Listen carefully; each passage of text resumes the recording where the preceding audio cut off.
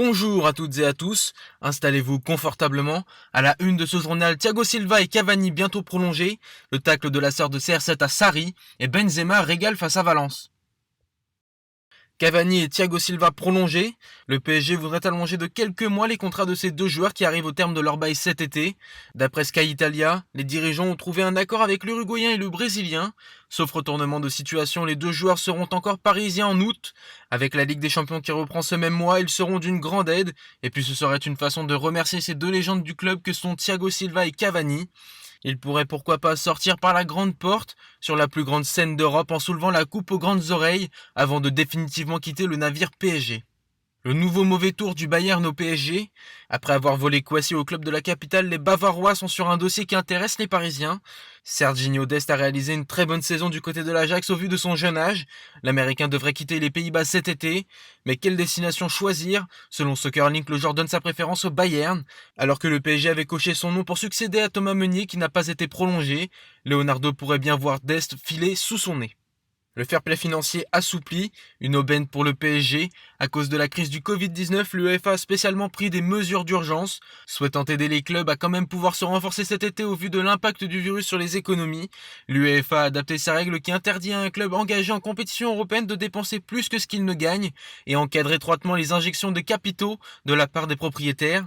L'objectif, donner de la flexibilité et plus de temps pour quantifier et expliquer les pertes non anticipées en matière de recettes. Une information très bien reçue du côté du PSG, le club gagne en capacité d'investissement, puisque, au vu des moyens, il n'allait pas être inquiété par le fair play financier, ce qui va grandement les aider dans leur mercato. En revanche, l'UEFA ne lâche toujours pas l'OM. Dans une situation financière délicate, l'instance européenne ordonne au club olympien de trouver 60 millions d'euros lors du prochain mercato. Le problème, aucun joueur avec un gros potentiel de vente ne veut partir. Ils veulent tous rester pour disputer la Ligue des Champions aux côtés de Villas-Boas. Les prochains jours promettent d'être stressants pour Jacques-Henri Hérault, d'autant que le président marseillais ne sait pas précisément quel jour il connaîtra la sanction de son club. La sœur de Cristiano Ronaldo tacle Sarri. Elle n'a pas apprécié la sortie médiatique de l'entraîneur italien suite à la défaite de la Juve en finale de Coupe d'Italie face à Naples. Très incisive, cette dernière a riposté en fustigeant le jeu proposé par la Juve, critiquant indirectement Sarri. Que peux-tu faire de plus? Mon chéri seul ne fait pas des miracles. Je ne comprends pas comment on peut jouer comme ça. Tête haute, mais tu ne peux pas faire tout seul, mon roi, a-t-elle tonné sur Instagram. Une affaire qui risque de semer le doute dans l'esprit du quintuple Ballon d'Or, lui qui songe déjà à un retour au Real Madrid. Et on termine ce journal par Benzema qui régale face à Valence. Hier, le Real Madrid s'est imposé sur le score de 3-0. Auteur d'un seul petit but sur ses 7 derniers matchs, le Français n'a sans doute pas vu que des inconvénients à la coupure de 3 mois consécutifs à la pandémie de coronavirus. L'ancien Lyonnais a offert un véritable récital, un doublé qui lui permet de consolider sa deuxième place au classement des buteurs. Mais il a aussi signé l'un des plus beaux buts de sa carrière, un but qui a laissé Zinedine Zidane sans voix.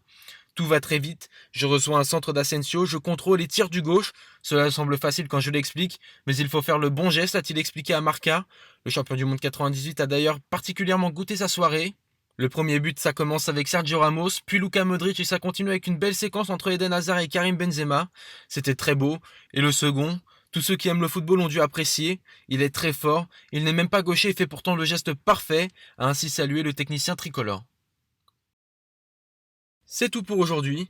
Je vous retrouve très vite pour votre nouveau journal. À bientôt sur Foot 01.